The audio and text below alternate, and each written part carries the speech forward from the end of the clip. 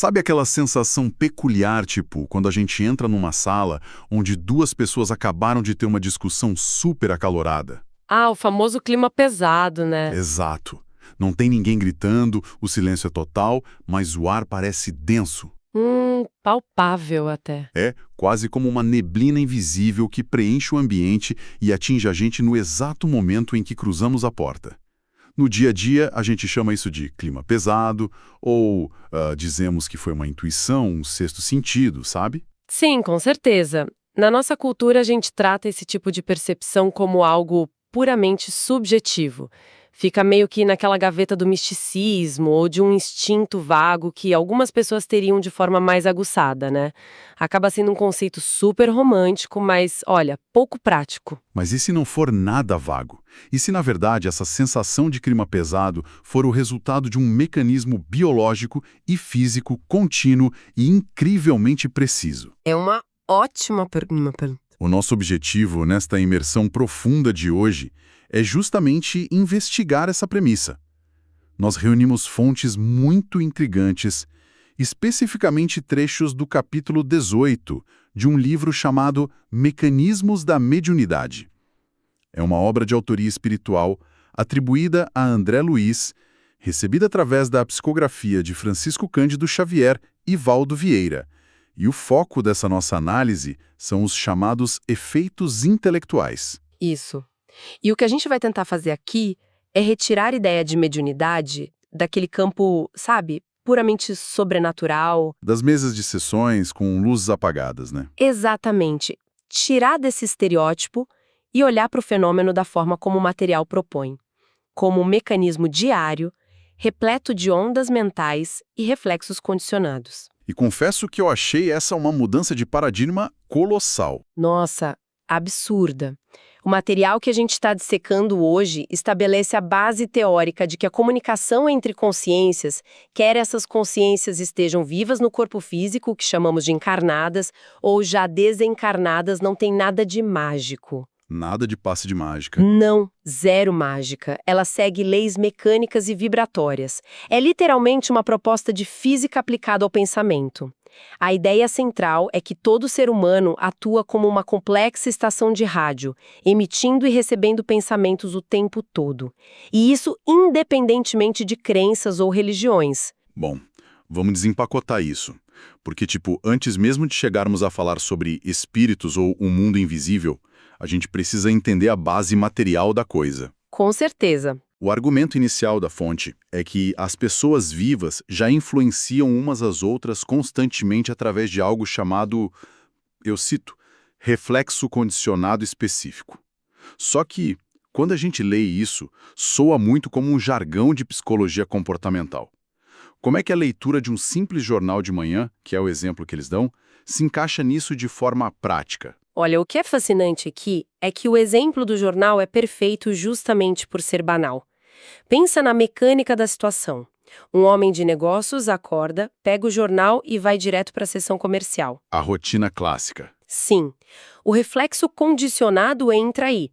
Ao longo de anos, ele condicionou o próprio cérebro a reagir àquelas informações. Então, ao ler sobre os pregões, sobre lucros e perdas, ele não está apenas absorvendo dados. Biologicamente e psicologicamente, ele começa a emitir oscilações mentais sintonizadas na frequência exata dos negócios. É como se a mente dele se tornasse um farol transmitindo essa vibração, né? Exato, uma vibração específica. E aí ele chega no escritório, encontra o sócio e começa a conversar. Mas, pelo que as nossas fontes indicam, a transferência de informação nesse momento não é só o som da voz dele saindo pela boca e entrando no ouvido do sócio, certo? Tem mais coisa rolando. Tem muito mais. Enquanto o sócio escuta as palavras, ele absorve mecanicamente os pensamentos subjacentes daquele homem, que lembra já vinha vibrando na frequência dos negócios desde o café da manhã. Nossa! Ele passa a incorporar aquelas ideias na sua própria onda mental. Eles começam a mentalizar os problemas e as soluções em conjunto.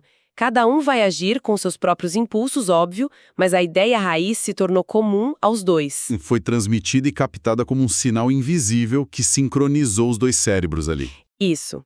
um projeto novo ou ter uma ideia brilhante em equipe. Sim, super produtivo. Só que há um contraste muito perturbador logo em seguida no texto. Eu fiquei pensando muito nisso. E se esse mesmo leitor matinal, em vez de focar na economia, for procurar avidamente o noticiário policial?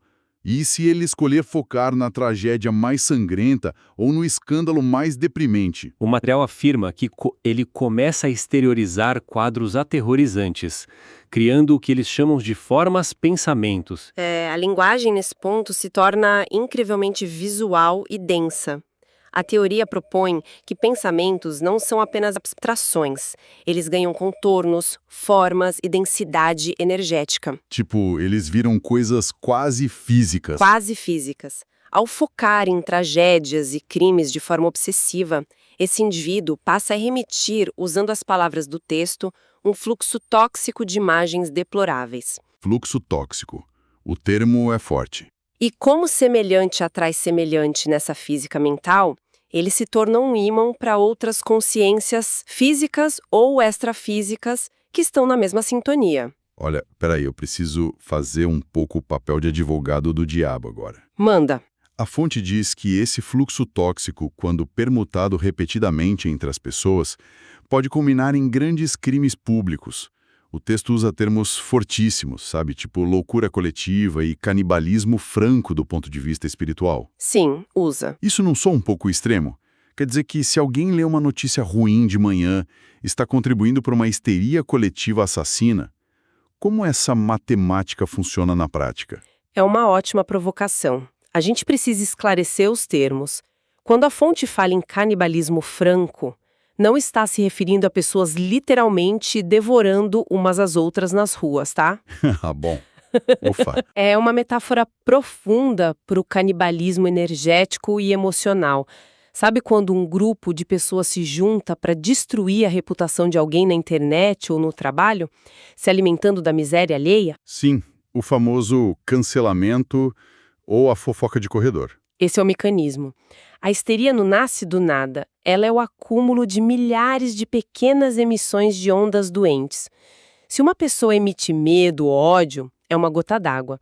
Mas se milhões estão sintonizados no mesmo noticiário, retroalimentando o pânico, cria-se uma tempestade. Uma tempestade de negatividade. Exatamente.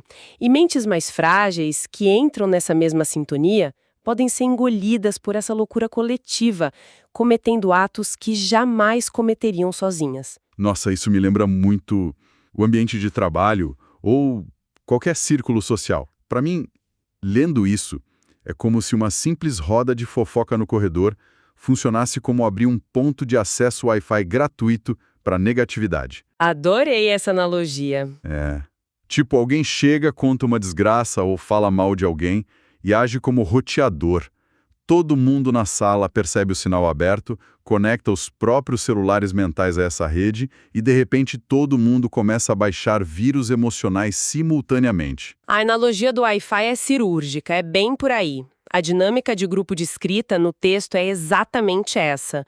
O grupo fortalece a imagem mental até que ela ganhe uma densidade palpável.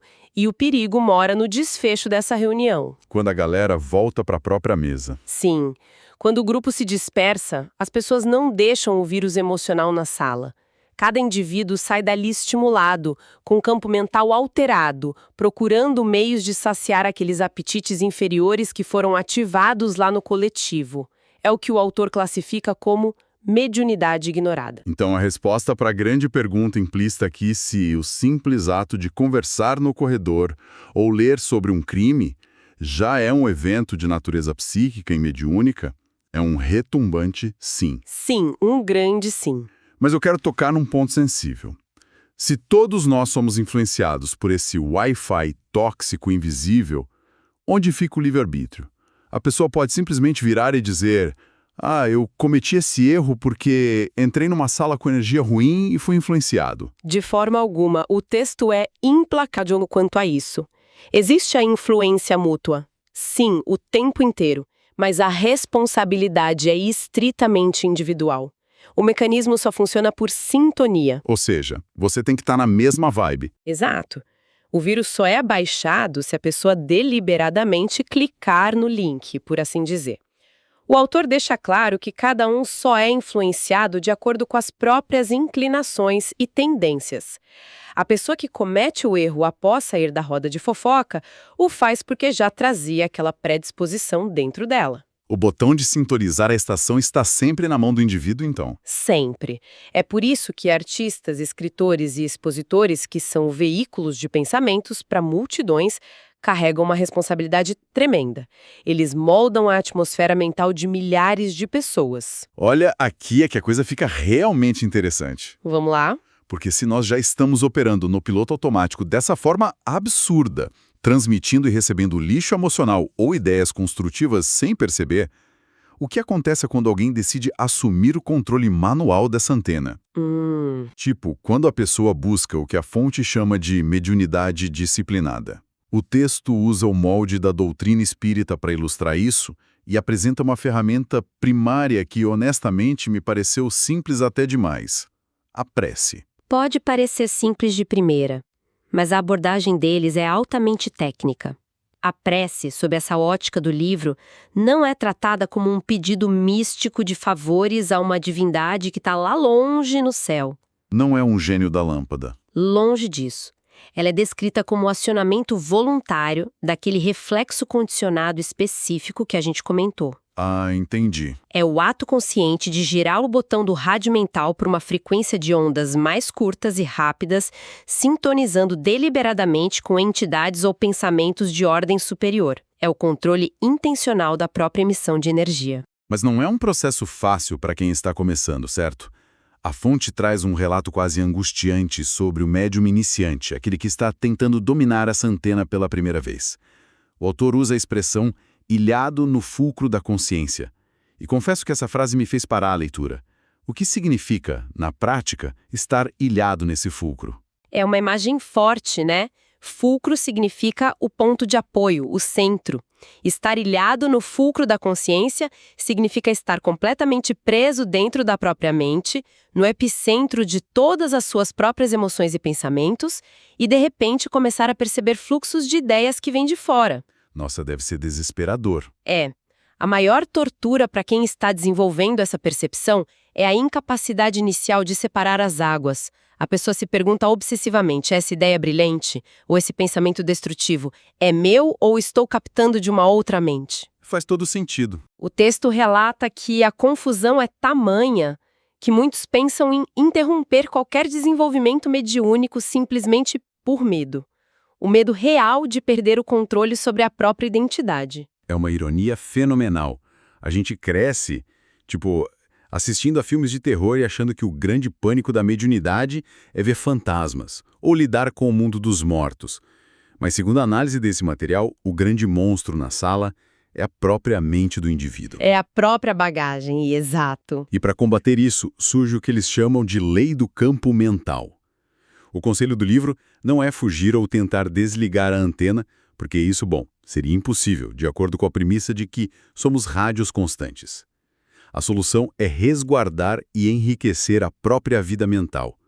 Estudo, virtudes, conhecimento. E para explicar como essas duas mentes, o médium e o comunicante, interagem, o material traz a metáfora do piano. Essa metáfora esclarece perfeitamente a dinâmica da passividade mediúnica. Imagine o cérebro humano com toda a sua complexidade neurológica como um piano de cauda maravilhoso. Tá, imaginando. O espírito comunicante, ou